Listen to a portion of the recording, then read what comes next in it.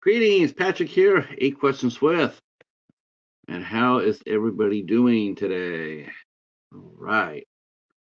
Uh-huh. Says my destination doesn't have errors. I know it. That's probably because it's not connecting up with Facebook quite yet. Um, yeah, that's one thing I've noticed that when Facebook says this show starts at 8 o'clock, if you start it sooner, um, it'll say not it won't reach it. I don't know why. It's like as soon as you go live, you should be able to connect with whoever you connected with. Oh well, small matters in a big world. I'm glad you guys are here tonight. We are venturing into something new and exciting for us here at 8 Questions with. We will be talking with Shane Barela of Scented Leaf Tea House, based in Tucson, Arizona. Yeah, we're going to be talking to a very successful business owner today, and see how he got his teas in the front and forefront. Yeah, it's really cool. It's really cool. I gotta say, it's one thing. Scented leaf. I don't know whether to drink it. I mean, if I went down to Tucson and I said, I like to have a cold brew tea, I'm not sure if I drink it or I frame it on my wall because the teas are absolutely gorgeous. The different colors, the different textures. Um, they're like it's like drinking art. Um, I don't know. Maybe you could freeze it. I don't know if that would how long that would hold on a wall, but it absolutely looks beautiful. So there are, I believe there's three active shops already, and the fourth one is being put into play. So he is doing very well for himself with four shops and doing a tea house. I know tea houses are successful. Woo, yikes! Nobody wants to see that. Um, I know tea houses are very successful. We have a tea house about a quarter of a mile away from us, being the Cheetah here, called Sweetwater Tea House. They serve coffee as well. I don't know if Scented Leaf is strictly a tea house. I know Sweetwater does coffee and tea. I don't know. It's one of the questions we'll be asking Shane when he gets here. Um, but this is exciting because I have never ventured into any sort of interview like this before, quite like this. So I'm grateful for Shane for giving me a chance to do this show and to interview him. I'm very grateful for the opportunity. This is going to be really fun, um, and challenging This is going to be a challenging question, challenging interview as well. Um, into waters uncharted. But I'm looking forward to it. We have a very busy week for you this week here on 8 Questions with. And let me break down the calendar real quick because I'm not going to have very much time to do so.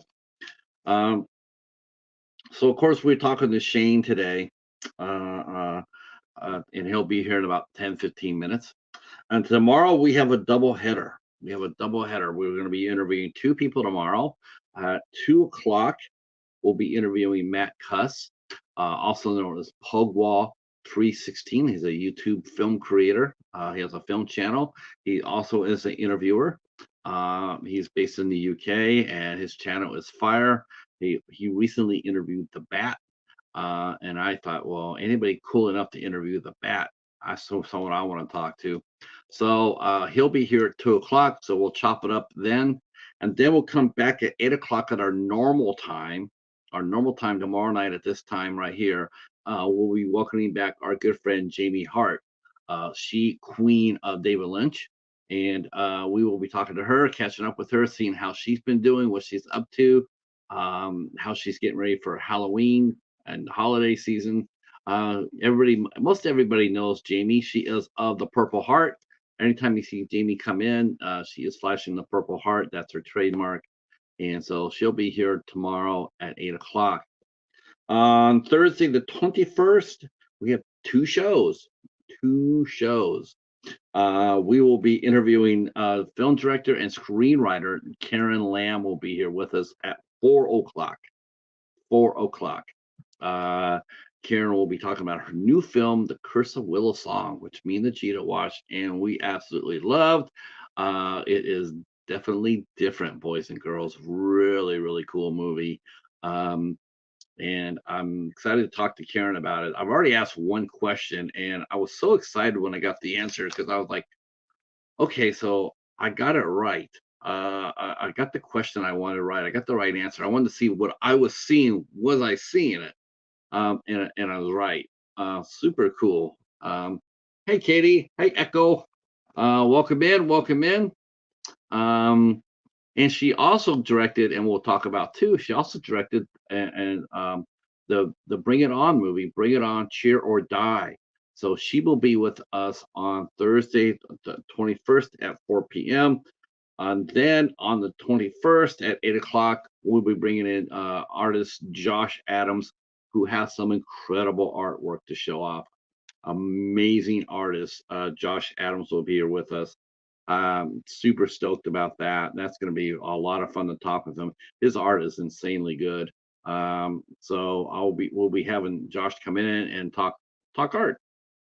Okay, so and then on the 24th, Sunday the 24th, we will be heading on over with Horror with Haas's channel at 8 o'clock on Sunday, as it is time for the ISC Midnights to once again gather around the table and talk about ISC films. This ISC Midnight film we're talking about will be The Den. The Den will be it's on Tubi. You can go over there and watch that. You can watch that for free on Tubi. On the 25th of September, we will be welcoming an actress and singer, Natalie Denise Burrow will be here with us. She is the lead actress in the new horror film, The Night of the Caregiver, as well as leading a rock band called Kill My Coquette. And she'll be here with us at 8 p.m. She is a lovely lady, a lot of spunk, a lot of fire, and she will be with us on the 25th. On the 26th, we had to reschedule our guest from before, but we got him back. It is podcaster Ross Verge, as he likes to be known, and he will be, or Jurg, as he likes to be known, and he'll be here on the 26th. And we're talking about his new show, Up the Middle, which and he also has even another new podcast called On Both Sides. Um, and so we'll be talking with him about the status of America. Uh, Roth has been a law enforcement official he served for 25 years on law enforcement, including 21 years for the Secret Service. So he knows a lot of things, and we'll be talking about a lot of things on the 26th. Yes, this will be a political show. We will be talking politics. So if that accepts some of your delicacies, that's all right. We understand. Not every right winger's skin is thicker than a flea's. We understand. We see you. Um, so the 27th, we will be talking with Damon Workman. He is the owner and operator of Bipolar Records, and he'll be with us here on September 27th. And this will be another exciting show for me because this is back in my wheelhouse. I love talking music, love talking labels, and we'll be talking with Damon. His label, Bipolar Records, by the way, is the same label that signed the Centaurettes. So we'll be talking to the man who had the foresight to sign the Centaurettes. So this would be a very fun interview. The 28th of September, we'll see the return of our good friend Spooky Kisses. And yes, I will be going overboard on promoting that. Most likely starting tomorrow, I'm going to be throwing that everywhere and everywhere. So if you see it all over the place on Instagram and on Facebook or whatnot, I'm sorry about that, but I got to push it because Spooky's coming into town, and we cannot wait to talk to Beverly and see what her and her husband have been filming. They're going around the country filming the very best haunts, and my goal would be is to see Beverly actually go ahead and meet Vale. Spooky Kisses meets Vale. That would be a dream. But we'll be talking with Spooky Kisses about her second season of her show. The first season is currently out, and it is out on Amazon Prime. And then to close off the month, We will be welcoming in our friend Doc. Doc Dam will be here with us, and some of you might not know her as Doc Dam, but some of you might know her as Debbie, also known as the younger sister of our good friend John Henderson, aka Doomsday Crip. That's right, his younger sister's coming over, and she's going to be singing some songs. We're going to be talking a little bit of medicine. We're going to be talking a lot about John. We're going to be even finding a way to we might even figure out a way to get Spookhala mentioned a couple of times. Hi, Sue. How are you? Hey, Echo. What's that? Let's see. Echo says he says just noticed something I might be overreading into. Uh oh. Uh oh. I don't think that's here. Hmm. I hope not. So that will conclude September. September will conclude with that, with Doc Dam on Friday the 29th at 8 p.m. Uh, and then we will do October, and then me and the Cheetah, we are taking November off. We are taking November off. We will be doing some video reviews for the month, but otherwise that we are taking off except for the IFC show. We will be incommunicado with that. In was excommunicated. Yeah, we're gonna be excommunicated. Um, and when I mean off, I mean I'm on turning off everything. I'm stocking up on books next week. Next week for the bag sale at the library, I am pounding the books. I am going to get like 30 books so I can go ahead and stay busy while I enjoy my month off. All right. Um, wow. So, yeah, talking a little football real quick. I know, right? Football, yay. So the Steelers happened to win yesterday. It's one of those bittersweet wins where it's like, yeah, you're happy your team wins, but wow, what a cost! What a cost! Cleveland Browns running back Nick Chubb, clean hit, clean hit, but he got his knee blown out.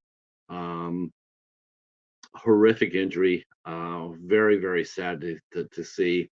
Um, I don't know if he'll come back. I think it's the same knee he blew out before, and they rebuilt the knee. I don't know if he's going to be able to come back from that again. Um, yeah, that's a real shame, but it was a clean hit. I heard people were talking or saying that Mika Fitzpatrick was hit him dirty. That's not true. It's obviously there in the replay. He hit him with a clean shot. He just hit him at the worst possible place. Um, yeah, Mika himself got banged up. Hopefully, he's going to be all right. It was an ugly win, a costly win, and yeah, and hats off for ESPN. I gotta say this, hats off to ESPN. They actually got one right for a change. I mean, for a rare change, and that is they did not show the replay of the injury. I was glad to see that. Nobody needs to see that kind of injury. I remember when Joe Theismann broke his leg, and they kept on replaying it, and it was sickening. Yeah, we don't need to see that. Like I said, though, my hats off to Nick Chubb. He's a great running back. He's a great guy off the field. Listening, watching, and hearing the Browns fans really are devastated because it's the one thing he kept on saying over and over was as much as good as a player he was on the field, the Browns fans were saying how much of a great guy he was off the field, and that makes the loss a lot worse to me. But hopefully in a couple of days they'll be able to go in there and at least fix his leg well enough for him to walk without maybe without a limp. That would be a good goal to have. So hey Chadwick, how are you? So we are talking to small business owner Shane Barela. He'll be here any minute now. Now, if you guys all like tea as much as I do, and I do love me some tea, though I am primarily a coffee guy, then you want to stick around because we're going to talk about a young man that could be taking on maybe some bigger chains, and see what happens. I'll tell you one thing: he based his company in the right spot for it. Tucson, Arizona. Man, I could not think of a honestly, I could not think of a couple of a better state than to place a tea store than Arizona or maybe Nevada. Super hot most of the time. Tea so refreshing. It doesn't really. It's not really sluggish like coffee. Sometimes coffee does make you feel sluggish. I admit it. I admit. Sometimes it does. You drink coffee and you have that bitter taste, and if you drink too much of it, like myself, it has that bitter aftertaste to it. But tea doesn't really have that. And wait till you see some of the stuff that Sheen has. Holy crow! I'm telling you. Um. Okay. And like I said, he will be here momentarily. All right. So, went to the library today. That was good. That was fun. It was weird because I actually thought that it was gonna be a bag sale. And so I brought my bag with me and I'm going like, okay, I'm ready for it. I'm ready for it. It's the third week of the month. Lo and behold, they switched it and made it the last week of the month.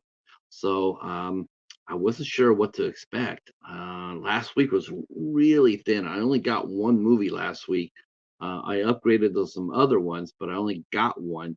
And of course, I got some books. So I really wasn't quite sure what to expect.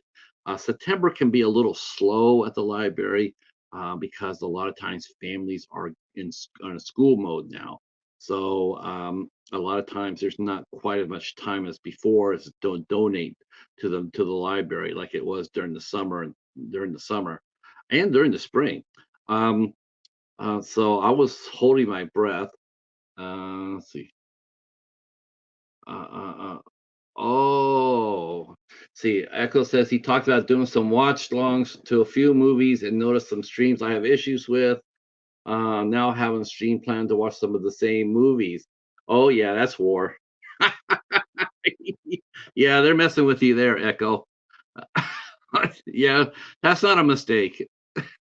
I mean, I can understand that they're, going on at the same time as you. That happens. There's nothing you can do about that. You try not to let that happen if possible. But when they're streaming the same movies as you are at the same time, yeah, they're pulling your tail.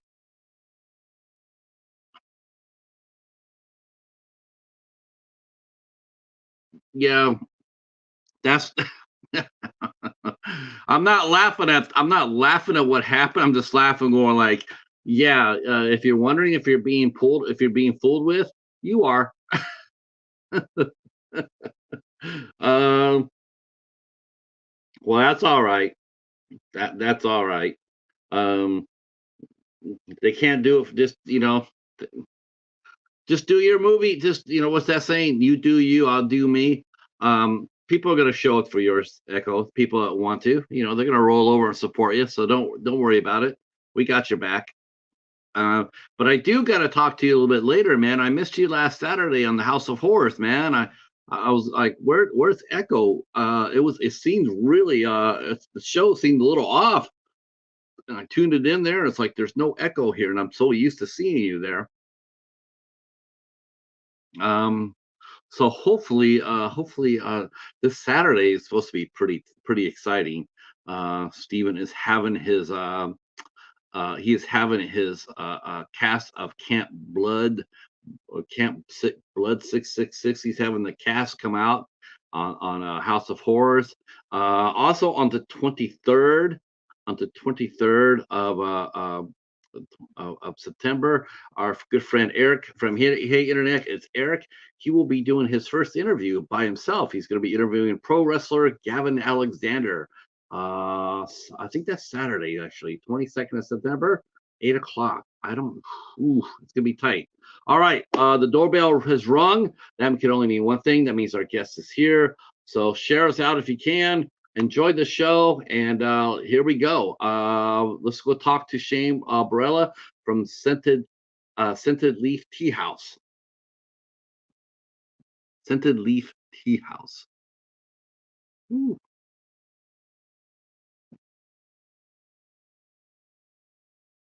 Good morning, sir.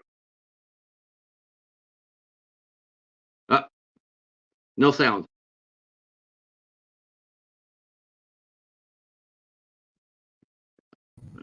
All right, now we're in. There he is. There he is. Sorry about that. Greetings, greetings. So happy to meet you. Yeah, likewise. Thank you, Patrick. Appreciate I, it for the I'm invite. I'm fi- I'm fired up. I'm fired up. Uh, um, the first question I had, because I'm looking over at your website, and I'm sitting there and I'm going like, this is this would be very very hard for most people to walk into your tea house. I'm sure you see this every single day. People walk in there and they say, "Can I talk to Shane? Let me talk to Shane." And then they come out. He come out and says yes, and they say, "Shane, I'm confused. I don't know what to do." And he said, "Well, what do you mean? I don't know whether to drink your tea or frame it on the wall because your teas are absolutely fire and colorful as hell. Thank you. Um, man, they look. I wish I was in Arizona." I wish you were too. I I wish was you too, were too. because man, I'd be like, take my money. Um, wow, what a original concept too. Thank you. Um, I love the way you're doing things. It the tea looks off the chain. Like I said, it's spectacular. It's beautiful. You picked a great location. Um, I know a little bit about the background, but we're going to talk about it a little bit more when we want to hear from you Okay. for sure. Um, So you now, if I'm mistaken, now you have three stores going and one about to open. Yeah, so basically we have two brick and mortar locations, and then we have a licensing deal with the University of Arizona. We're next to the campus here. And then, yeah, we're working on another one that we're closing in around a week or two. So you're gonna have four shops already. That's Yeah, amazing. That's yeah, four amazing. shop. This is the big one. This is the one that's going to be because two was a thing, and then running three with a licensing deal was something different. But now actually running three physical locations, and this new one is much bigger than the other one. So it's going to be kind of our new potential flagship, especially for the future and what we can kind of create for the future. And this is going to be hopefully a role model for something down the road for other locations in Tucson, and then hopefully outside of Tucson and the rest of Arizona. So our goal is to kind of get in as many places in Arizona and then see how we feel about going outside of that. People are coming in. I want to say hello to Dell, our good friend Dell on movies, our fellow podcaster Stephen and Echo are in here from the House of Horrors. Welcome in, welcome in. Film director Chadwick Whitmore is also here. A lot of people are coming in and saying hi. Um, yeah, I mean the flagship. Plus, not only that, but you also have the order business from the Yeah, website. that's true. That's true. That's So another side of the business. Yeah, you're right. so now people like myself who are in Michigan who can't come down to Tucson, we can go ahead and order tea from you directly, and you Yeah, can that's ship it right. on over. Yes, Yeah, and you have a very colorful. I mean, you must have you planned this right. I can tell by the layout. Of course, there's going to be bumps and bruises, but why do I have a feeling, Shane, that once you and your wife decided like this is what you were going to do, you sort of already knew what you needed to do. A lot of people will like fumble around and go like, "What do I do? How do I do this? Is this the right way I'm doing it? yeah. Am I, second guessing yourself?" I Um, think we started in a very unique way, and we started in a situation where we were in more desperate mode of survival. Of we have to make a business work, we have to make something come together, because before the whole tea thing happened, we were a different business altogether. We were a perfume and cologne business, and it's a bizarre story, but it kind of started there, and it led into the economy changing back in the late 2000s, like 2008, 2009. And I was in a situation where I had to change up, try something different. And I had a space that was still operating with the perfume and cologne. And I said, all right, there's just something here I need to do with tea. But yeah, if you wanted to hear the story, it's a I bizarre story. do, You guys want me to kind of tell you from the beginning, I whatever you like. do. I do because I want people to come back to this on the replay. I want Okay. them to come back so I can tell them to. In fact, let me tell this now. If you're going to come back and watch this on a replay, which I hope that you will, and you will, uh, bring a pen and bring a pad of paper and take notes of what Shane and how he got going. I think it's important. I like I said, I read a little bit about how it happened, but like I said, I want you to explain it in your own words because I think it's an inspiring story. And Thank you. yep. So I really appreciate that. Thank you for the kind words.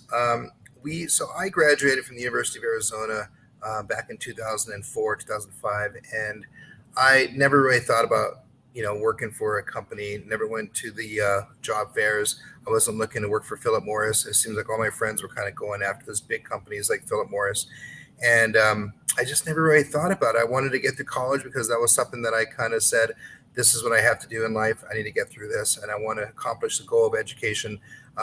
And I got through it as fast as possible, but also enjoying life as much as possible. I was able to be pretty social during that time, and I gave myself a pretty wide berth to graduate. I think I graduated around 5.5 years, just shy of 6 years. So I enjoyed, college to the fullest because I didn't want it to be something that I sped up too fast and made myself go into a situation where I was going to become an adult too soon. But I did graduate, and then I said, all right, what do I do next? So I got into, everyone was in real estate at the time, and my brother was a loan officer. My friends were all realtors, and they were saying, hey, it'd be great if you got into the insurance business. And I said, well, I've never really done insurance. I'm not really necessarily a big fan of insurance because I was young and I wasn't thinking about that. I was like, oh, they take my money. But I was like, all right, well, maybe there's something here because residual income sounds pretty great. And I know people can have a good career in insurance. So I said yes to it. And I was supposed to be this, this 3-part series of like my brother was going to be the loans, my friends were the realtors, and they're going to feed me all this business for the insurance. And I got into the insurance business, and that definitely did not happen like I planned. It was tough to get business. People were still shopping me. It was difficult to get business because they were shopping me from online stuff. And I just didn't feel like I fell in love with the industry. I felt like I was not part of it. The people were just different age group for me. I didn't feel comfortable talking about life insurance and people calling up about, car accidents. I just didn't feel like I was in the right spot. So I did that for a year, and I said, okay, I'm going to try something different. Got out of that, and it was a good thing because then I got into my mindset of like, all right, I need to get into something that I know, which is real estate at the time. So I basically got into, let me get my charger real quick because I think my computer is going to cause a little issue. Give me 1 second. That's a good idea, Echo. The War of the Worlds. Yeah, there's a lot of public domain radio shows that you could upload. I know Hops was doing a few CBS Mystery Theater shows on his channel there for a minute. My daughter's at the age that she wants to use my computer now, so she keeps taking my computer in her room and takes everything with it, and I had to, pull it back into my office.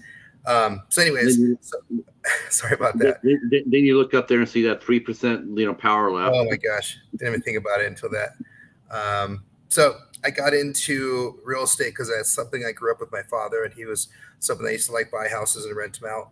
So I said, I can always go into this. I think this is okay. Even though all my friends were doing it, I said, all right, I'll join the bandwagon. Well, that was a good thing for a few things. I got into kind of my groove of customer service, and like I really enjoyed just being in front of people. And I realized that I really needed to be in a more of a social setting. And I did well in real estate. It was one of those times where people were buying a lot of condo conversions. And my company that I ended up joining, it was not my company, but I joined a company that was specialized in condo conversions. So apartments turned into condos, and people were just buying those up left and right. And this is like 2008, 2009, right before everything crashed. But during that time, I was able to get a nice nest egg of money to kind of give myself some, further ideas of what can I do with my life. And I didn't really think I was going to stay in real estate because it was something that I felt like was so common at the time. So I was like now thinking, okay, I have a little bit of money. Now I want to get into my own business. And at that time I was thinking maybe I can get into food. Maybe I can get into selling gelato. When I was younger, when I was 21, 22, I went to Europe and I did the backpacking thing and tried to find myself and all that good stuff. And along the way, I found a lot of gelato, a lot of places that had that. And at the time in 2008, 2009, there really wasn't that many places to get gelato, if any, in Tucson. So I thought it was a great idea, but I couldn't really get through the doors. I wanted to sell outside the baseball fields, and it just wasn't really giving me the opportunity. But I kept going at it, and I kept asking people. It's sort of shocking, though. Seriously, I mean, because gelato is like that's like the top of the food chain when it comes down to ice cream. It's everywhere Yeah. now. Oh, yeah. Yeah. It really It's boomed afterwards, and it was one of those things. I was, I wish I would have tried that, but at the same time, it was destiny. I was like, okay, this is fine. I didn't get into it, but it led me to all these different things. And one thing it led me to was I ended up talking to a guy who I bought a truck from, an old beat up truck, and I just asked him. I was like, hey, I'm looking for a business, but I don't really know where to go. Do you think I can get into where you're at? Because he was at the swap meet, a flea market here in Tucson, and I'm not a swap meet kind of guy. I grew up with it. My mom and dad always used to take me there, and I was a kid that they would drag to go through it. And I didn't look forward to it. It was not my thing. But all of a sudden, I'm over in my late 20s now. I guess my mid 20s, and I'm looking at this opportunity where this guy said, "Hey, there's a guy who sells perfume and cologne at the swap meet, and he wants to sell his business. He actually wants to go back to his home country of Armenia." And I said, "Well, I have no idea, but I don't wear cologne. I don't know anything about it." But he's like, "Well, take a look at it. It's a really good business. The guy makes a lot of cash. It's a lot of business, and you'd be surprised." So I go over there and I kind of spy in the place, and I'm looking from a distance, and I see a lot of interaction. I see a lot of sales. All of a sudden, I was like, "There's something here that might be something for me to actually try and see if I can kind of get to the next level with." So I went and talked to the guy, and I said, "Hey, I'm interested in buying your business. Can I get in your books? Can I see what that looks like?" Well, when someone has a business, the Swami, the books is like notepad with writing down the orders and Right. adding all those up, and now it's the books. So I was like, okay, I got, I guess, what I need here. I think this is actually a pretty decent business. My girlfriend at the time, who's now my wife, she really loved perfume and cologne. And I was like, hey, listen, I'm thinking about buying this business. Do you think you can help me out? She's like, oh, I love it. I would love to help you out. I love perfume. It's really one of my favorite things. And I said, okay, I've actually never really worn it, but I will. Let's do this. So I gave the guy $25,000. All of a sudden, boom, he gave me everything, and it was all the stuff that was on the shelves. And all of a sudden, I was there, and I was there for the next 5 years, every weekend, Friday, Saturday, Sunday. Crazy temperatures in Tucson, so I had really hot, really cold, rainy, all that, and I was there every single weekend. Basically, in a sense, like hustling, because that's kind of the style over there. But I wasn't choosing to do that. I was choosing to make relationships with people. I was making friends with all the people, and I was able to kind of create a place that people knew that was going to be ethical and actually sell real products. Because everyone around me was selling fake stuff, and I knew there was an opportunity for me to actually have a real thing there because people trusted me. And I'm definitely not someone who's going to be, screwing people over and haha, I got your money, and now you're never going to see me again. I was like, I'm going to see these people every weekend. And that's not my style anyways, to screw people over. But I was like, I'm going to see these people every weekend. I want to make sure that they're happy. So it was the beginning of my kind of business where I said, all right, I need to understand that there's a conversation that needs to happen with people. There needs to be some kind of dialogue that gets to the point where we have this relationship that they now trust me, especially these people. A lot of people that Swami, they look a little bit rough around the edges sometimes. They might have face tattoos. They might just come out of jail. They might be a little bit rough. And I found those people to be the most genuine and sincere and nice and kind to me. It was really bizarre. And I learned that when you give people a salutation in the beginning, when they first walk into your business, it's amazing how you just melted the ice immediately. And now they're an ally to you. It's when you don't acknowledge them. It's when you don't say hi. It's when you start looking at them kind of funny, is when they start kind of maybe showing some things that you might not feel as very comfortable. But I felt like as long as I said hi first, it was a go time for me to sell them cologne and perfume, and we became friends. So I did that for 5 years. All of a sudden, the market started changing. There was economy things are happening. There was some political stuff happening. They made it so that Arizona was kind of a place that people were kind of boycotting because some immigration things were happening with people getting their information checked. So all of a sudden, people started boycotting Arizona and going to California. My business started going down, down, down, down every weekend, every month. And I was looking at a situation where I was like, uh-oh. At this time, though, in 5 years, I had another location right by the university, a tiny spot that we were able to get in that was 10 feet wide by 35 feet long. It was like a long rectangular shape. Wow. And I ended up saying, yes, I'll take that lease. Well, that lease was an amazing thing, but also it was a depressing thing. I mean, I tell you what, like, Swami, I would sell 100 bottles a night. And the university location for the perfume store, I would sell maybe one bottle a day. And I was there for 8 to 10 hours. And we were just looking at like where we don't have a market here. There's no one who wants to buy. It wasn't as Hispanic as we were used to, and we were not able to get the people who wanted to buy cologne and perfume on a regular basis like people in the Hispanic community were doing. So we were now next to college kids that didn't want to spend any money because they didn't have any money. And all of a sudden we were like, uh-oh, this is not going to go well. We ended up going through this whole like, all right, let's keep going through it. Let's keep pushing through it.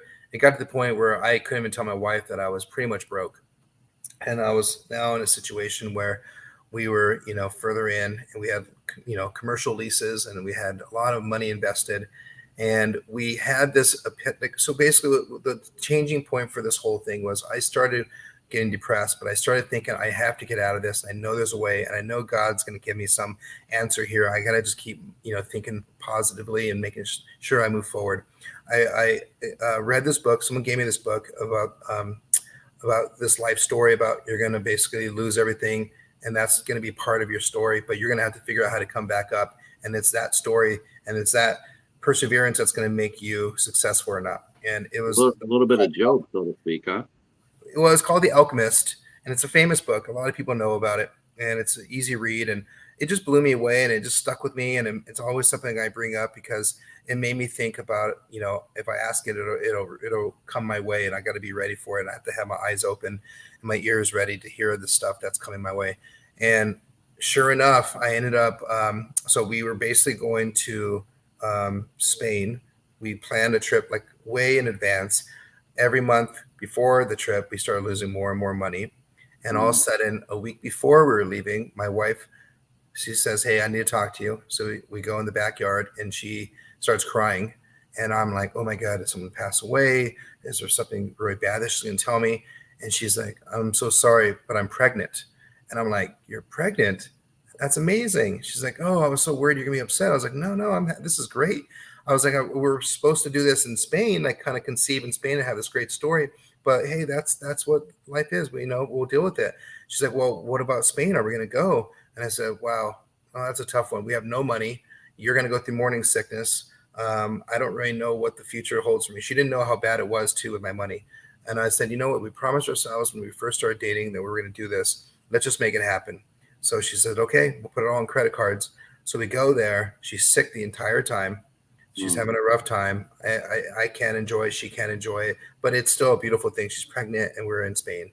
So we make the best of it. And on our kind of last leg of the trip, I'm waiting to propose to her because this is the moment. This is our trip. And I ended up in Granada, Spain. We go through the gardens, and it's beautiful, the La Alhambra area. It's like this beautiful castle area, and so many cool things. I proposed to her there, and all of a sudden it was, all right, now we got that done. But now I'm like, okay, I'm going to go back home broke. What do I need to do to make this thing work? I'm about to marry someone and have a kid. So I was having this moment where I was walking down the street with everyone, all the tourists, and I had this gut check out of nowhere. I really felt like it just put me at a stop, and it just made me think, stop right here and turn. And I literally told my girlfriend, I said, "Hey, let's go down this street to go back to our hotel because let's do something different." I was trying to come up with an excuse, and she's like, "Okay, that sounds great." And I kind of got pulled down the street, and all of a sudden, I ended up kind of where there was just nothing but residential people, and it was just nothing touristy, nothing to see. And all of a sudden, I see down the way, a little corridor down the street, there's this little tiny shop. And if you go to our website, you can still see this image of this shop. And it was this tiny little place, and it was knickknacks and coffees and chocolates, and it was tiny, like 10 feet by 10 feet. But out in the front, along the wall that led to a cathedral, there was all these crates, and the crates had teas in them. They had herbs, they had spices, and I'm looking at it, and I had no idea it was tea. The guy comes out, and he's like, "Hey, can I help you out?" And I said, "Hey, what is this?" And he's like, "You guys must be from the West. You must be from America because you guys are the only ones that don't know what tea is. This is loose leaf tea. This is what the whole world drinks. And you guys are drinking bag tea. It's the powdered version that you guys get." And I just couldn't believe. I was like, I've been drinking tea this whole time. I love tea, but I never knew that there was something like this that was loose leaf and it was different than what I had. I thought I was getting the best because, you think you're getting the best all the time. Growing up in the United States, like, oh, I have the best. And I realized we're getting the worst. And I said, okay. Thought about it. You mean Lipton's not the best? Yeah, I don't, maybe not. Hope Lucan's not hearing me. They're gonna sue me. I think it's great tea, but it's not the loose leaf, which is the real like deal where you get all the nutrients and all the things you want from tea. You get more out of the loose leaf than the powder. So the next day, I kind of sat down with my wife at a dinner. We're at a restaurant, and I said, "Good news, honey. We're gonna open up a business." She's like, "Oh, okay, great. What are we gonna do?" I was like, "We're gonna start selling tea." She's like, "Tea?" And I was like, "Yes." She's like, "That's great. Where are you gonna sell it?" And I said, "We're gonna sell it in our perfume store on University." And I was like, "We don't have any other choices. We don't have the ability to lease on another place. We don't have ability to tell a landlord to trust us and we're gonna, rent out your space and we're gonna open up a tea place. We don't even know if it's gonna work, but let's just try." So we went back home, found some blenders. Actually, just one blender who's able to make us some really awesome tea and collaborate with us. And all of a sudden, we had like 4 or 5 teas, and we came up with a generic name. At the time, we thought we were brilliant. It was like our dog was named Tyler, so we're like Tyler Teas. And then we thought, oh, China is where all the tea comes from. And we just said, all right, let's make it more, kind of Asian looking. So we had like a karate font, which is horrible, but we did that and we made it look, very Eastern. And all of a sudden, we had a package and we had a tea that we were able to sell. So all of a sudden, we had one wall that was all perfume and cologne. So you can sample all that.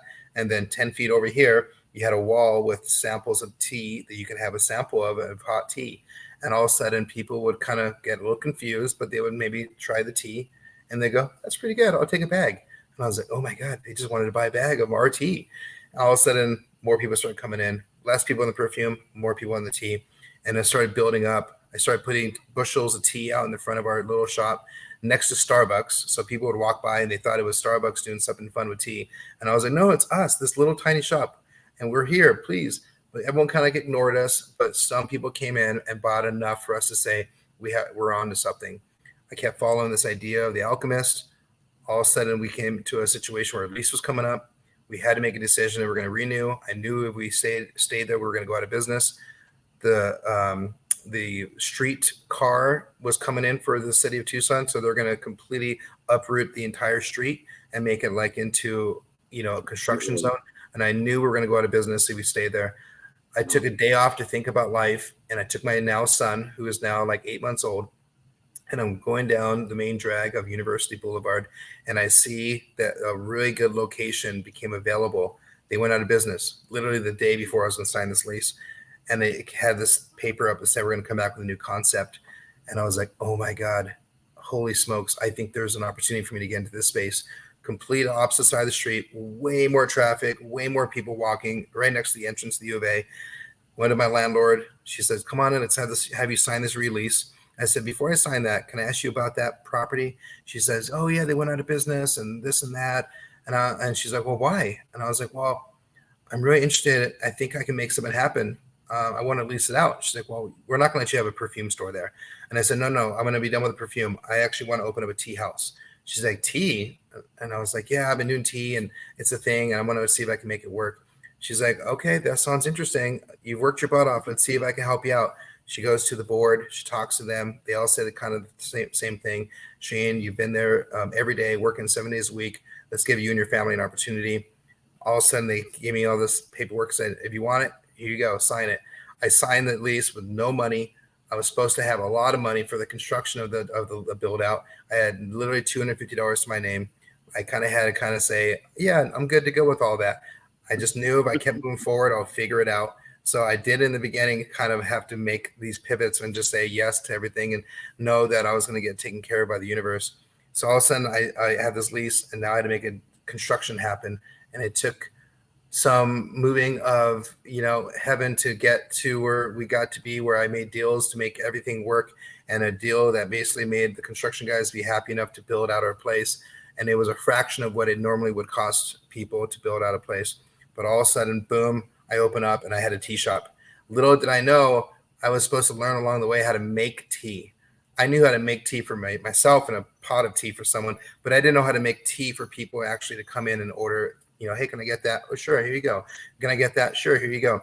I didn't know how to make tea. It was one of those things I forgot to actually do. So all of a sudden I opened up and I had 2 employees from my perfume store, and I couldn't really really, I couldn't make it in front of him, so I was embarrassed, right? So I put it in the kitchen. So you'd walk in and you'd see a big chalkboard with all the different teas, and you would choose a green tea, white tea, whatever. And all of a sudden, I'll be like, okay, I'll be right back. I would go in the kitchen. I would be literally trying to pull off a miracle of like hot water and tea leaves and a cup and a final product. And I was just a disaster. I'm burning myself. All of a sudden, I come back to the front, and now there's more people online. I take their order, and of course, I had no money to afford employees to work with me. We all had to work separately. So I'm by myself, and also the line is getting bigger and bigger, and I'm just destroying everything and making the worst tea. Everyone was very nice. They were very courteous and say, "Oh, wish you luck. We're not going to come back, but we wish you luck," especially with coffee. I don't know why I even put coffee on the menu. I had to make a French press coffee. Didn't even have a French press. It was a disaster. But a month, 2, 3 months, we started getting better. We started figuring things out. People started coming in. We were still slow as can be. And all of a sudden, a year into it, I was like, you know what? I need to do something faster. I need to compete with Starbucks and Dutch Brothers and Dunkin' Donuts. I need something to make myself speed up. So I was sitting on basically everyone around me kept going out of business. So we kept getting coolers from people, shelving from people, this and that. My whole place was basically hand-me-downs. But I ended up with a keg cooler, and I was sitting on it, and all of a sudden, it was just being used as storage for basically a countertop is really what it was being used for. And all of a sudden, I started talking to a customer, going, "It'd be really great if I could just have tea come out of this tap system." The next day, he calls me up and he says, "Hey, that idea is amazing. I think I have a guy that will help you out."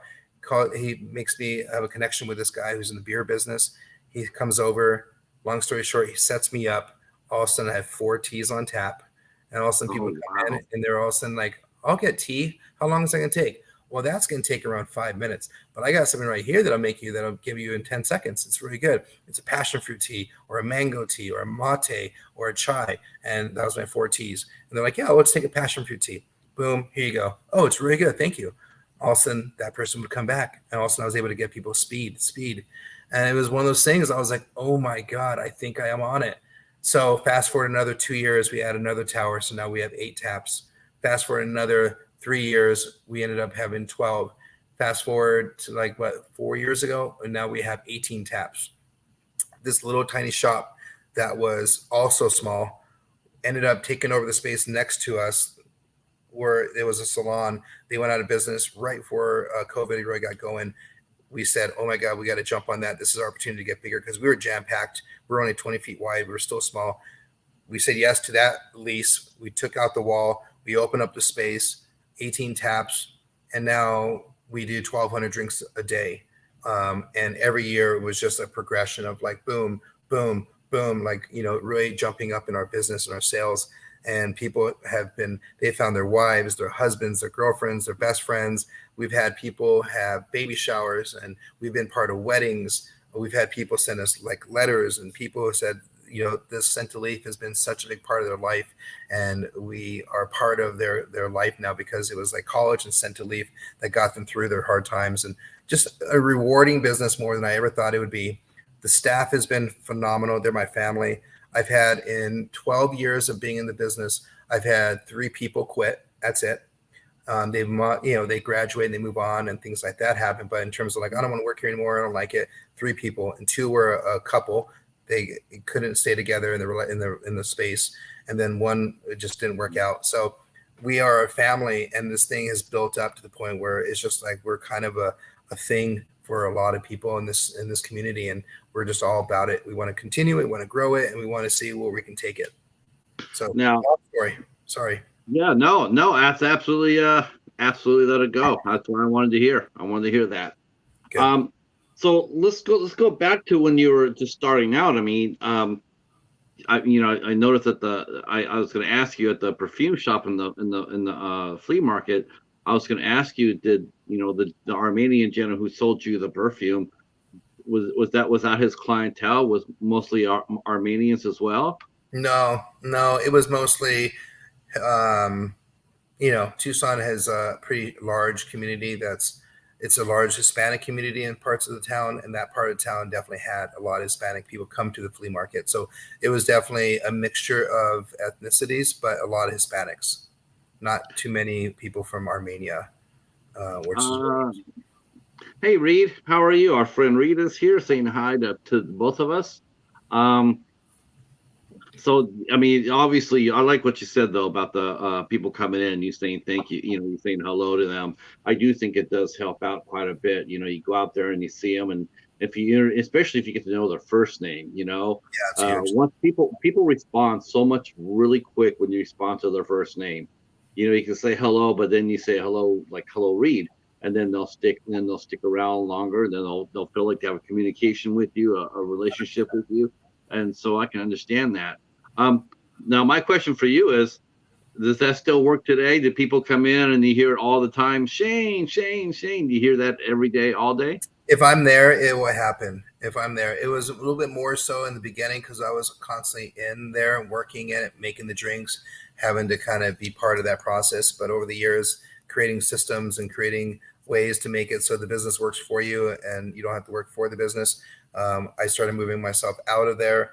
I still want to show up and be that person, but it's more of a thing now for, I have like 30 staff members now. I have 30 people working for me. So it's a lot of people working, moving and going. And I think that I'm now got to the point where I'm more like the person that gets to go in there and say hi and have a good time with people and not stressed out, because when I was there before, it was like I was behind the counter constantly. And that was honestly some of my favorite times is when I'm inherently I'm a worker. There's three hats that people wear in this business world.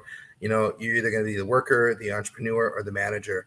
And I always was the worker. It was hard to get out of the worker into the manager, and then also get into the entrepreneurship mode, because entrepreneurship, the hat you wear is different than those other two, and you have to learn to let things go, and you have to learn to let people run the show for you.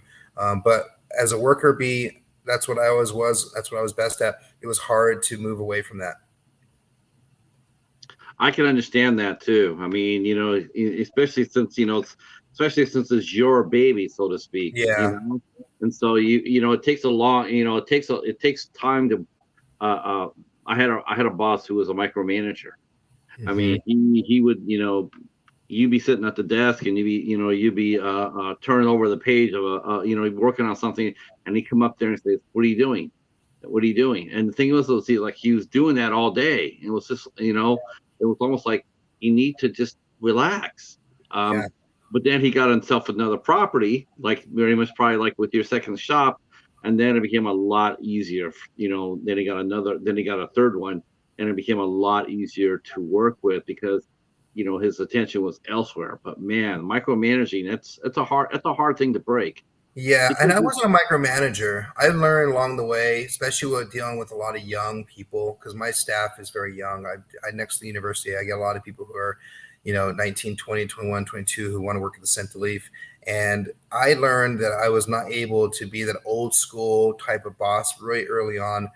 I couldn't be I couldn't be, laying the law down and being a tough boss that was yelling and angry. And I used to work for an Italian restaurant, and everything in there was chaos.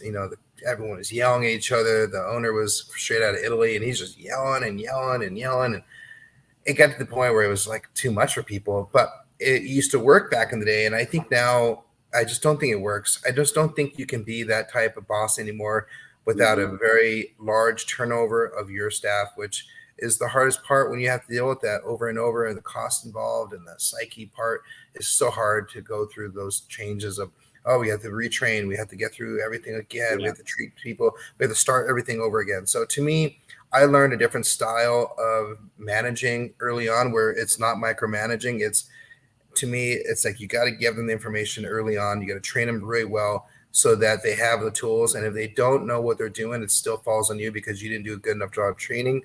You don't have a good enough systems. Your systems aren't good enough to get to the next level. So it was always like, I got to get to the point where the systems are better and better and better so that I can not be a micromanager. And I can now just know that those person is doing what they got to do, and I can correct them when they're doing something wrong, but I'm not micromanaging them in terms of looking over the shoulder about how you're making your drink, how you're doing this and that. You proved to me in the beginning. I tell everyone, I'll be tough on you in the first month or two, and after that, I'm the easiest boss you're ever going to have. And that's just the way I try to live. I try to do the same thing with every single employee. It says our friend Snow is here, and she said learning to delegate is hard.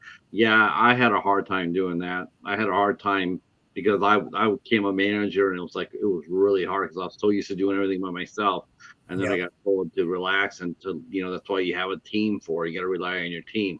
So Yeah. Reed wants to know if you're a University of Arizona fan. University of Arizona fan? Hmm. Oh yeah. Oh Oh yeah. yeah. Sure. Alumni.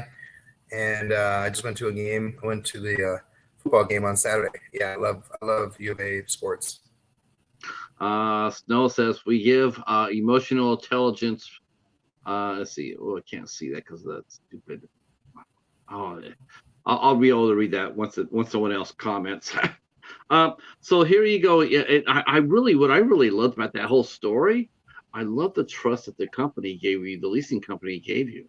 They trusted you. I don't know anybody out here that would do that. I don't know anybody who would sit there and say, "Yeah, we're going to go ahead and give you a bigger lease."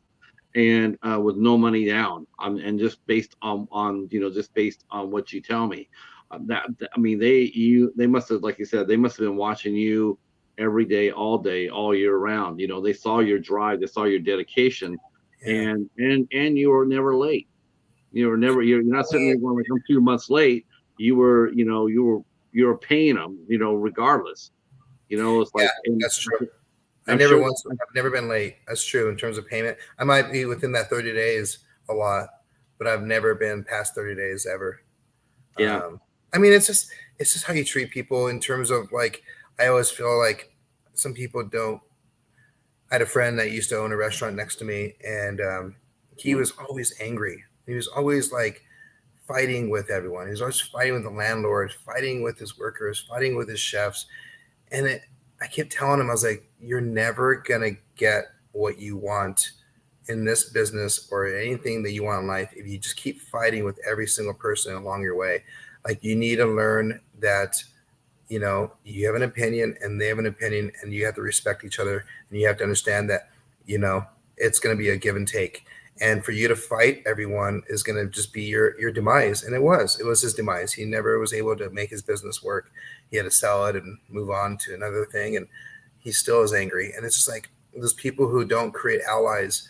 It's like, with your landlord, like there's no reason for you to be difficult for your landlord. They're the ones that are helping you out getting in that space. They're the ones that got you in there. They're the ones that are going to be your person that you're going to have to fall onto if things get tough. So for me, it's just like it's like treating your elders with respect growing up. It's like treat people that are in a sense that you respect and are above you, or there's some kind of manner of business. You treat them with respect, because when time gets to the point where you need help, they will be there for you. But if you're a jerk along the way, they're definitely going to remember that, and they're going to go, I don't know, we're going to help you out this time. So to Yeah. me, I just wanted to always be as real and genuine as possible, and kind of live by example. And I think that was one of my main reasons why I was able to move forward with a lot of things that got into my life. Um, Even right now with this building out of this new construction space, it's been so hard for this new building to close because of a number of reasons. The parking, there's not enough parking for code, so we had to get a variance for that. All the construction guys are really expensive right now, so you have to like literally sift through so many people to get to the people who go, oh, you're actually going to give me a real price. Oh, I get it. I can't. These other people, they're just fluff. They're going to say, I can do all this. I'm going to be the best for you. But then they come in an exorbitantly high bid that you're like blown away by. And every time I go through construction phases, I'm always blown away how I end up falling back on my resources to find people who are able to do the job better than those guys who are the ones that are flashy and who say, I'm the one who's supposed to do your job. But they're so crazy priced that they price themselves out, and it makes it so difficult along the way to move forward with getting things done because of it. It's just the construction world's bizarre right now with how expensive things are, especially coming off of COVID. It's mind boggling. Yeah, I mean, it's just like anybody else. They just get dollar signs in their eyes, and they think they can just they can do that. And it's like, wow, people are not they're not gonna they can't afford it. They won't afford it. They don't want to be strong armed. They just want to sit there and say, you could get one job one time with me, Yeah, charging me those crazy ass prices. But if you treat me fair, you'll get 10 jobs from me on down the future. I mean, what was it? What do you want? One big payday here, or would you like to have a steady payday, with me down the line, and yeah, I think a lot of I can understand some of the businesses coming out of COVID and they're wanting to make money back. Like, okay, we were down, we're going to try to come back. But a lot of these businesses, quite honestly, as far as I'm concerned, Shane, and correct me if you think I'm wrong, but I think somewhere down the line it slipped by from recovery to greed. hundred Now, percent, 100%. I mean, in every facet. I mean, this is a little bit probably not what business people out there who are asking for a higher price for their whatever they're selling. They don't want to hear this, but it's 100% greed. I mean, there's definitely an increase in raw materials. There's definitely an increase in things that you have to deal with, for sure. But you'd be amazed how a lot of those prices have already come back down to normal. But those prices that they put out there because, oh, the economy is so this and that, I have to go higher prices. I got to do this more because my wages have gone up. They stick with those higher prices. They don't bring them down. So I just find it amazing. I mean, you can make your profit. I understand inflation and this and that, and you got to go up and you got to give yourself the ability to make money. We've had our second increase in pricing in 12 years, and it just happened this like 6 months ago. We went 50 cents higher on our prices, and we're still like for the most part lower than coffee shops who sell tea, and definitely lower than coffee drinks. Coffee can get pretty crazy at places nowadays. oh yeah, And I feel like I need to sleep at night. I need to be able to feel like I gave someone, a deal where they feel like it was a good exchange. I gave you money and you gave me a product and we're walking away both happy. And I just don't want buyer's remorse. I think the swap meet got me thinking this way, and to the point where I didn't raise my prices for so long because of it. My wife always says you still have that swap meet mentality, like you're so worried about giving people a deal. And I just like I gotta sleep at night. I don't want people to think that I'm price gouging them and all these different things. And whatever that profit ends up being for me is where I need to be happy with. And then yeah, if I get more customers to come in, then that's where I'm gonna make more money. It's not about trying to gouge someone so that I get more money and then I have less customers. No, I'm trying to find that balance. And some places and some businesses, they just take advantage of people, and it's just sad. it is sad. I mean, I see that all the time. Let me catch up with the chat here. Now I can read that comment, Snow. We give emotional intelligent programs to bosses like that. I think probably about micromanaging. See, Snow says it's like when raising kids, you have to insist that they do their chores and do them right, but it's always way easier to do it yourself at first. True, true. Most people seldom remember what you do, but they all always will remember how you made them feel. That's true. Let's see. My dad lives in Oro Valley. I go out to Tucson every year, and we'll definitely stop by the Scented Leaf next time. So, Good. bam, there we go. We got you a I love customer. it. Thank you. Thank you. That's worth it. One candy bar today, or wait 2 weeks and get 5 candy bars. Now. Yeah, exactly, exactly. We talk about this. We talk about we interview a lot of filmmakers here on the show, and a lot of times they do low budget movies. And I was always asking them like, you'll see them like, well, my budget's like $2,000.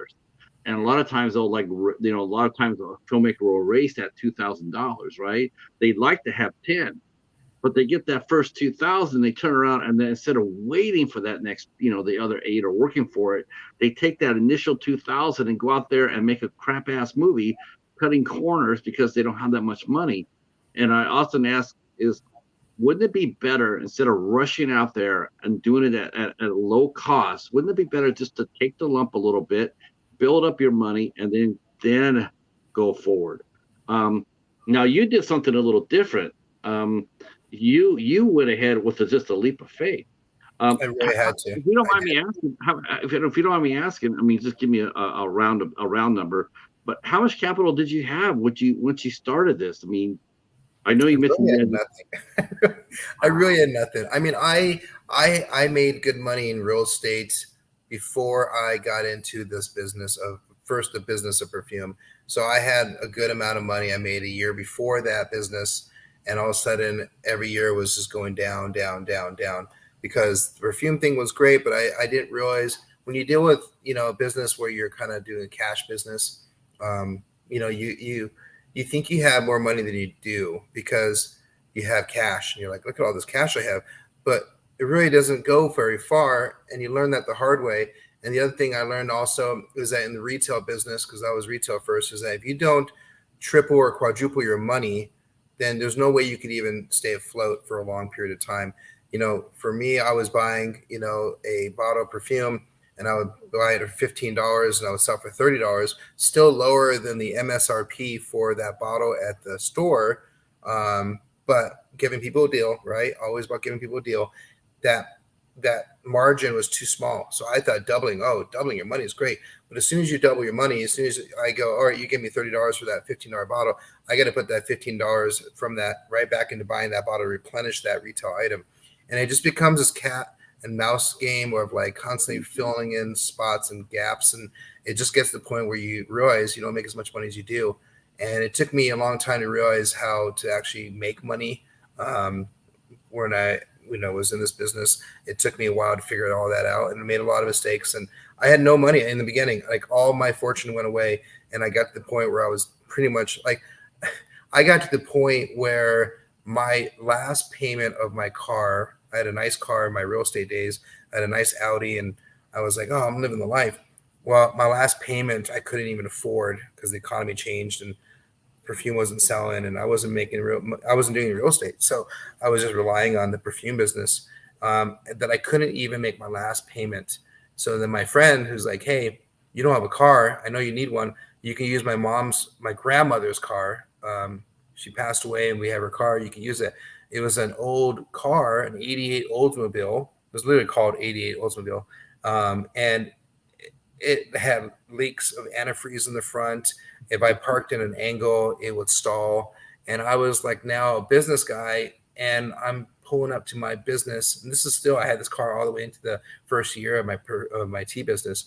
And I had like basically, I would park in front of my shop, and sometimes I would stall out. I couldn't because I was kind of at an angle, and I would have to let it go into neutral and then start it when I got to the flat level because the float wasn't working. And it was just embarrassing, but it humbled me more than I could possibly imagine. I never want to go back to those days of that financial crisis where I was just so broke and I just had nothing. I mean, I lost 6 properties during the housing crisis. I had 5 rentals that I basically was a landlord and I had 1 property that I lived in with my wife and a baby, and I lost all of it. I lost every single thing. I got to the point where, all I had was like a pair of jeans and like 4 or 5 shirts, and they were my scented leaf shirts that I would just wear. So it was like the same outfit. To this day, I don't really care about clothes. I don't really care about material stuff. I really don't. I was thinking to myself, I'm doing well and I'm making, better money, and I'm ready to open up this bigger location, and sky's the limit. And I'm like, what would I do with this extra money? And I was like, God, I just don't know. I just don't want to buy anything. I don't really have a desire.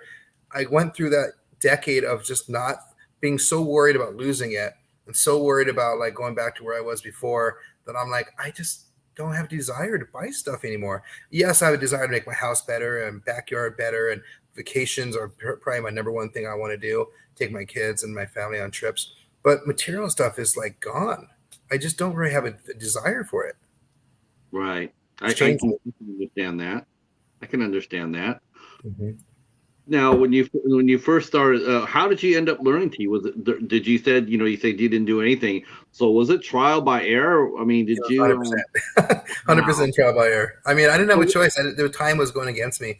I mean, I went on like Wikipedia. I went and did, what is green tea? What is tea? And then I just learned, the basics. And then I was able to tell people when I trained them, hey, let me tell you what tea is. And then, you don't need to know every single thing about the product you're selling sometimes. And if it's something that's not so technical, I mean, if I was selling rockets, I would have to know every single thing about a rocket. But when it comes to like tea, people I found out were not asking, hey, what flush was this harvest? What region is this green tea in Japan?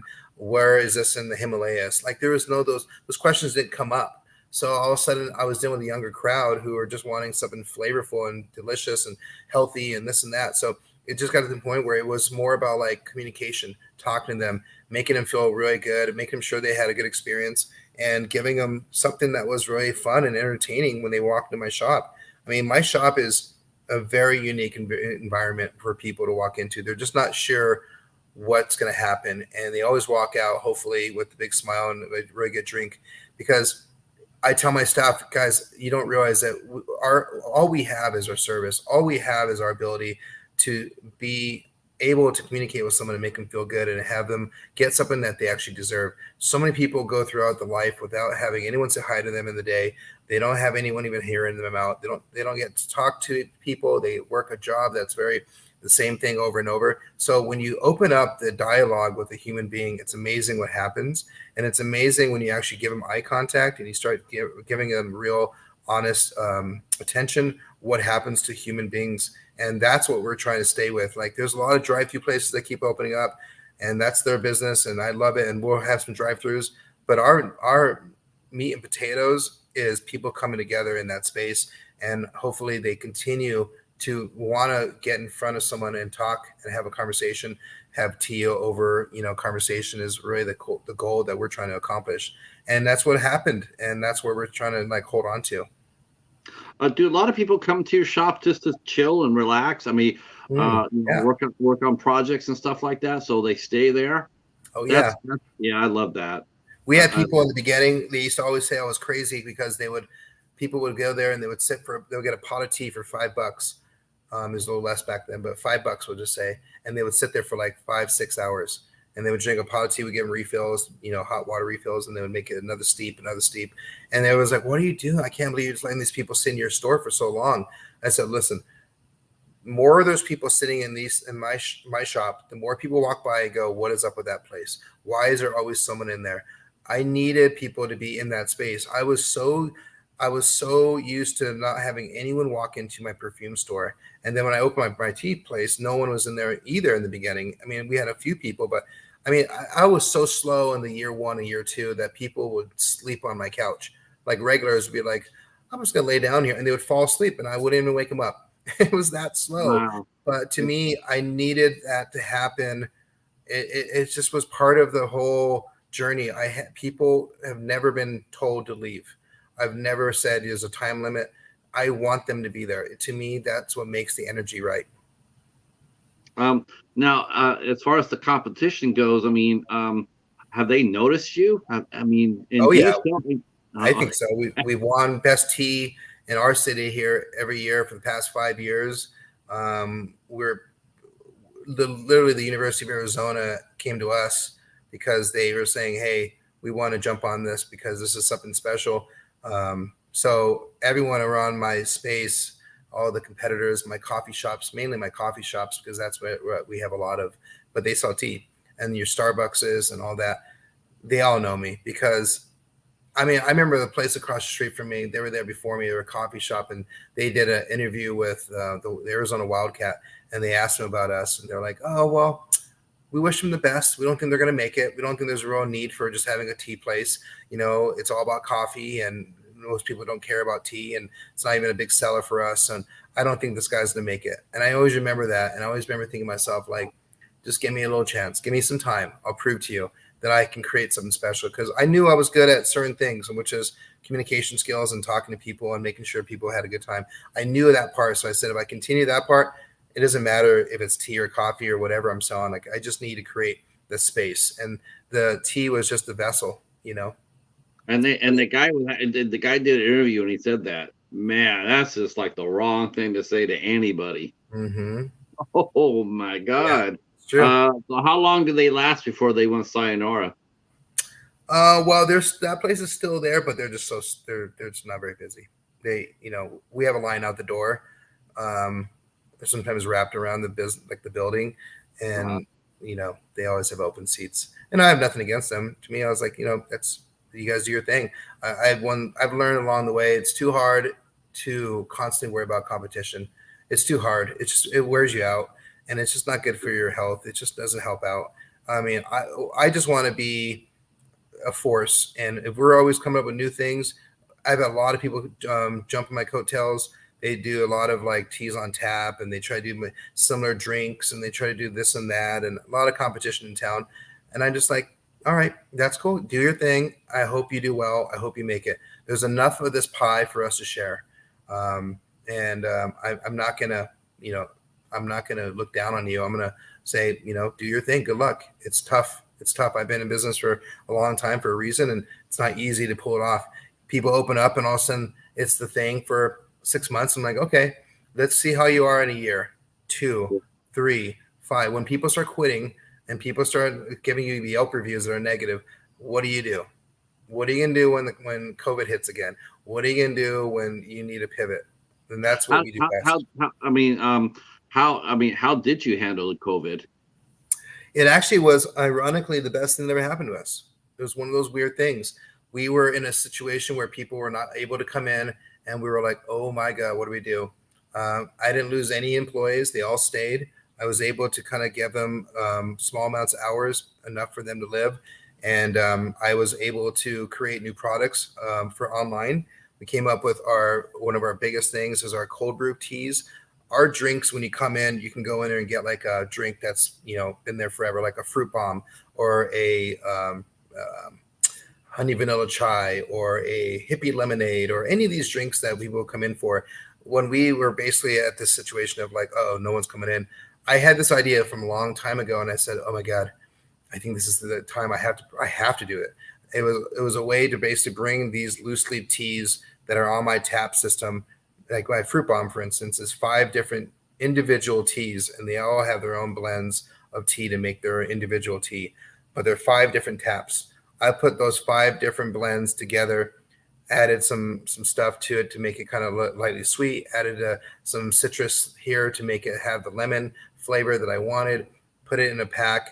Now people are able to make that drink, and it tastes identical or close to the drink that they would get in the shop if they went in, where we would make it fresh. So now they can order at home and make the tea in their pitcher. And people started buying online, and our online business went from $3,000 a year before COVID, where we didn't even think about it, to our first 2020, we went to 115,000, and Yeah. then we've been kind of going off of that.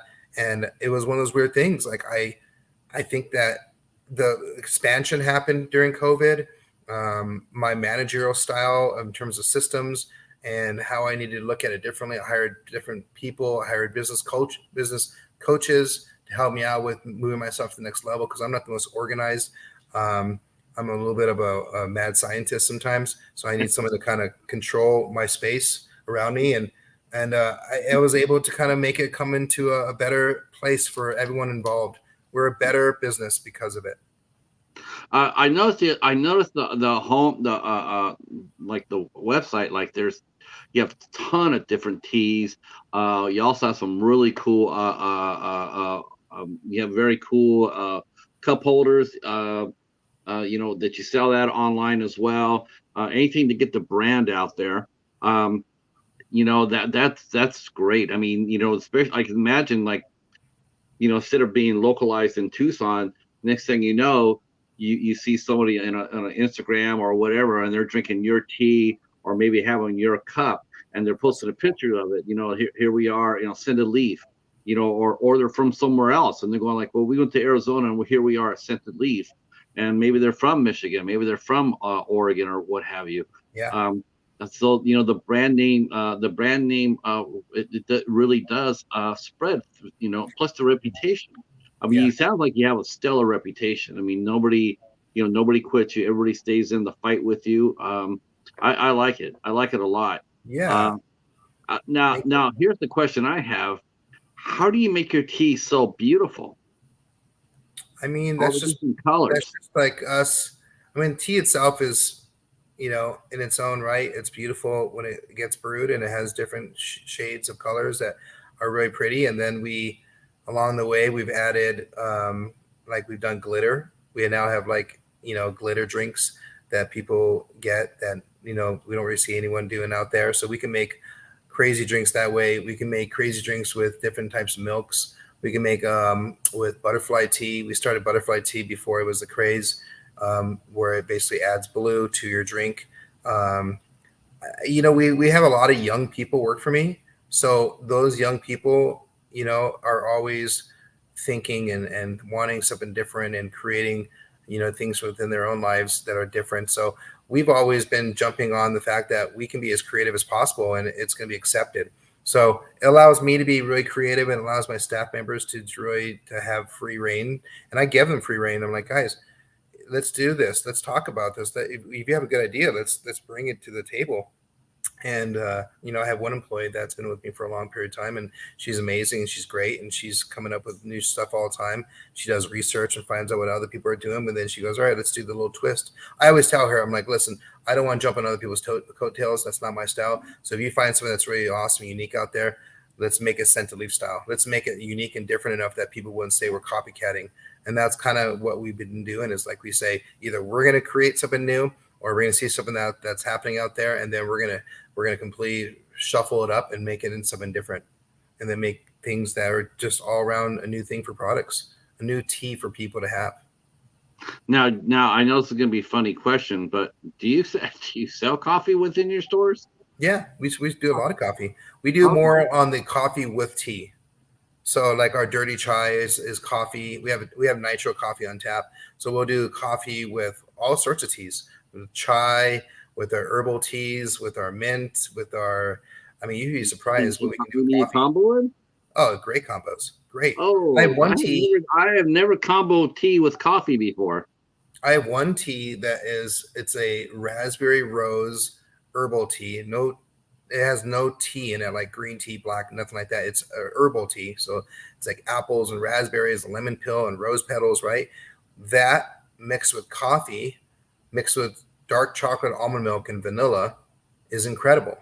And when people come in, that drink came about because a customer who's a regular was like, I'm going to try this, put that, and that together. And a Oh, lot of that's times cool. that's how it happens too. We let the stat or so the customers also create drinks, and that's also adding to the ideas. And then we have them coming in going, hey, barista, make me something fun and different and new. And then that gives the staff members an ability to make something unique and different. So everyone is coming in with new ideas, and it just creates this hodgepodge of just ideas that we can basically just constantly tap into and create new things every semester, every year, every season. Our new fall drinks are coming out on Friday, and they're crazy. Some of these are crazy Uh, drinks that people are going to be like, "What in the world?" And I, they're going to be blown away how good they are. I So guess I that's need to. I guess I'm going to have to ask this question because I know it's going to be asked, or someone's going to say, "How come you didn't ask this?" But um, is there pumpkin flavored tea?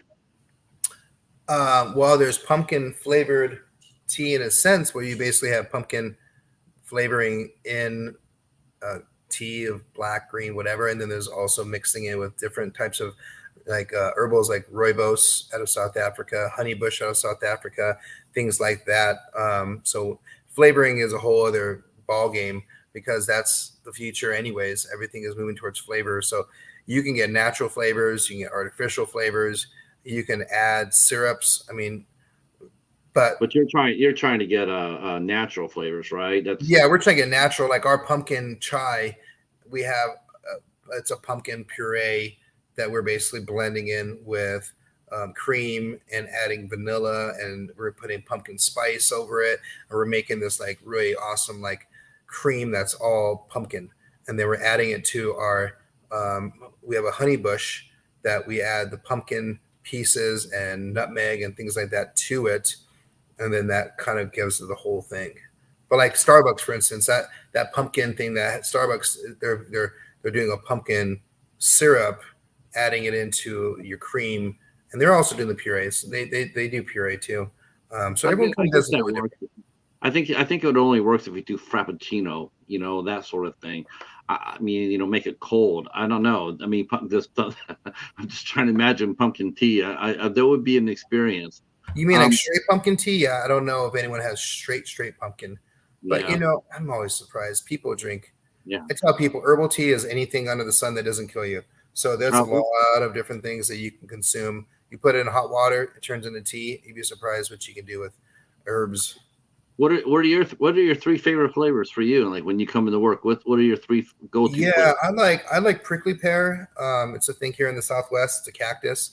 So we have a prickly pear rooibos tea I really like. I have a mango green tea, and I like we have a chocolate tea I like a lot, where it's like a lot of real chocolate pieces mixed with a pu'er, which is like an aged, basically like an aged black tea, and it's really rich and tastes like chocolate milk. Um, so it depends on the season. That's kind of the fun thing about coffee or about tea. There's so many flavors and so many different types of teas, and herbal teas are wide open. I mean, I could change it up any time I want. Whereas coffee, I love coffee too, but it no matter what I do, it tastes like coffee. I go, oh, there's chocolate in there. It's a mocha. Okay, but I still taste coffee. It's a frappuccino. Okay, I still taste espresso. Like no matter, no, you can't get around coffee. That's the flavor. Whereas tea, I can surprise people. I can make something that people go, wait, this is not tea, and I'd be like, that's tea. It falls under, tea. It falls under herbal tea or regular tea, like whether it's a green tea or black tea, or apples and rose bushes and raspberries and whatever. Like it all falls under tea. Uh, let's see. I got some comments coming in. Snow mentioned how she ended up. She did a full scale, 100% original, unique e-commerce solution for a fireworks vendor in North Dakota. Uh, took him from $10,000, and I guess external. I guess the probably means he's in trouble, to 3.5 million. He settled all online orders by phone to avoid my cut. Then, because they reported no sales directly online, they fired me and asked for the $3,000 back. They paid me for this. Yeah, well, that's North Dakota. It's unfortunately not too many ethical people up there. Uh oh. A lot. No, there's a lot. My brother and my sister and all my relatives live and my friend Michelle live in North and South Dakota, and I'm always saying that must be so peaceful up there. And they're going, "Oh, you have no idea how bad it is at Oh times." wow. Yeah, I was shocked because I'm like, "There's nobody up there. How could it be trouble?" He says, "Oh, you come up here, you'll be surprised." I was like, "No, that's just disappointing to hear because I wanted to go up. I've always wanted to go to the Dakotas." He says, "What does they say? What's the saying? It's a great place to visit, but I wouldn't want to live here." That's let's see. Snow mentions a street called the Starfield. Um, it's red Robles tea with light cream swirled on top and dashed with coarse grind black peppercorns. That's interesting. Yeah, see, our friend Zan says that chai tea is my absolute favorite. Now, have you ever had chai tea infused with coffee, Zan? Because that's what Shane can do. He can combine chai tea with coffee. Oh, that's let's see. Snow mentions infused, of course, with a variety of fruits like dragon fruit and breadfruit. Let's see, cold press the coffee with crushed eggshells. Goodbye coffee flavor. Wow, Wow. that's interesting. Never I've heard never that. heard of that one. Yeah, that's Now Snow mentions, oh, the greed here is spiritual. It's so bad. Ah, yeah, that's just heartbreaking. That's why I hang around the Bud Files because they live in the Dakotas too, but they take the family and they go to all these different historical sites. Yeah, let's put me in that station wagon with them. I'd be happy. Let's see. Hey, Casey, how are you?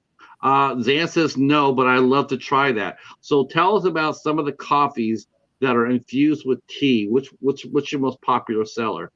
Is because Zan's gonna try a yeah. bag. We have when he visits, if he went into the shops, we have one that's on the menu called Young Grasshopper, and came about from one of my old employees, and it's really good. It's very popular. It's green tea with mint mixed with chai, which is Okay. black tea with spices, mixed with nitro coffee, and then it's going to have some cream and dark chocolate almond milk and vanilla.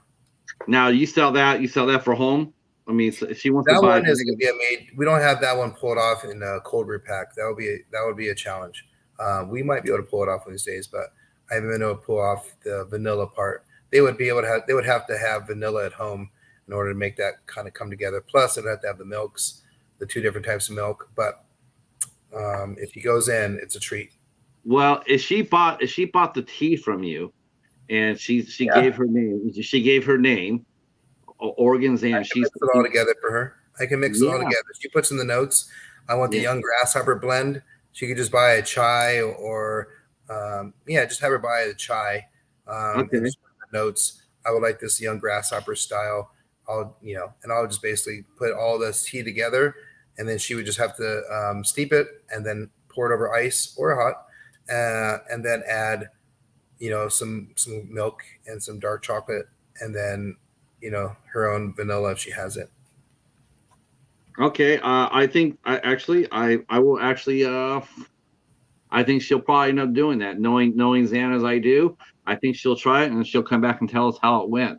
That's Good. amazing. That's so cool. I'm just like blown away by the idea of coffee and tea. So where do you get your teas at? Do you have? I mean, I know coffee, like a lot of the coffee comes from Hawaii and whatnot, but where do teas come from? I heard you mention several different countries. Yeah, Um, mainly China for the bulk of your teas that are green, and then your black teas are mainly from India, and then your other green teas are from Japan, um, and then you go down south into like Taiwan, you're going to get into oolong teas, and then you go into South Africa to get your rooibos and your honey bush, which is not a tea technically. It doesn't have any caffeine and it doesn't have the same profile, but it's considered herbal tea.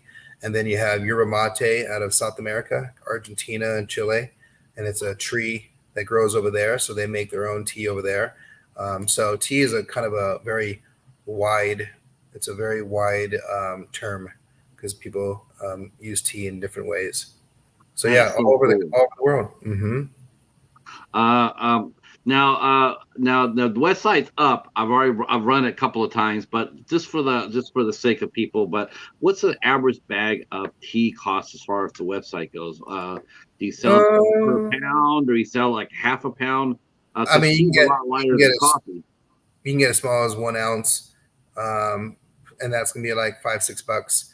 But most people get 2 ounces. That's around $12, and that's gonna give you around 15 cups of tea. And then that's if you steep it one time. If you steep it a second time, then you cut that. You just doubled your amount of cups, so you get Right. 30 cups instead of 15.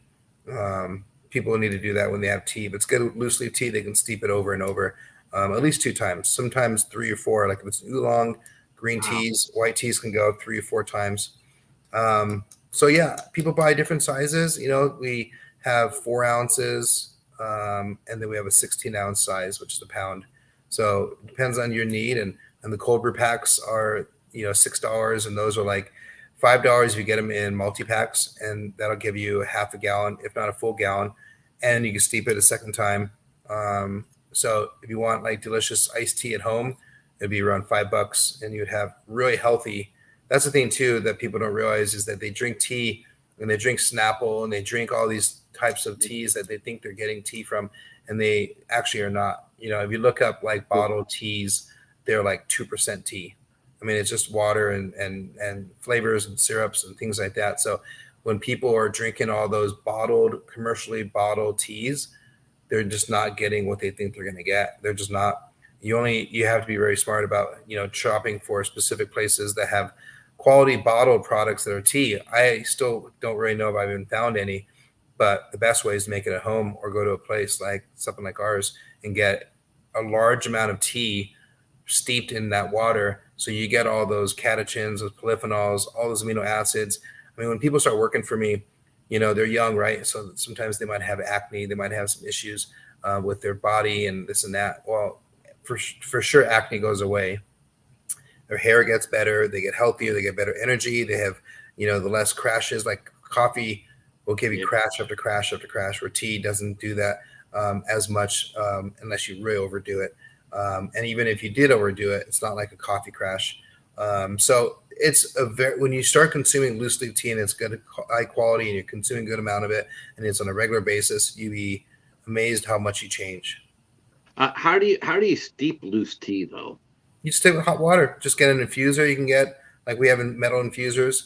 You can get natural filters that basically have a tea bag that's open, so it's not sealed. So you can just put the tea right in there and then let it sit in water for 2 to 4 minutes. For the most teas, some of them are less, some of them might be another minute. But for the most part, 2 to 4 minutes, you'll make any tea.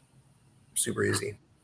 Our friend Ross, our fellow podcaster Ross, he has a radio station, and he definitely wants to talk to you about getting some talking about scented leaf on his program. That'll be I great. will. I will definitely talk to you. I will introduce you guys on Instagram as soon as the show's over, and Okay. then I'll let you two guys go at it. But I tell you what, though, I know you've had a long day and our time is up. I could keep going, really. I knew we'd chop it up. This was a lot of fun. This is exactly what I was hoping this show would be like, and it was. You're a Good. great guest. Thank you for sharing your story with us. Yeah. I do Absolutely. hope that you'll come by and say hi.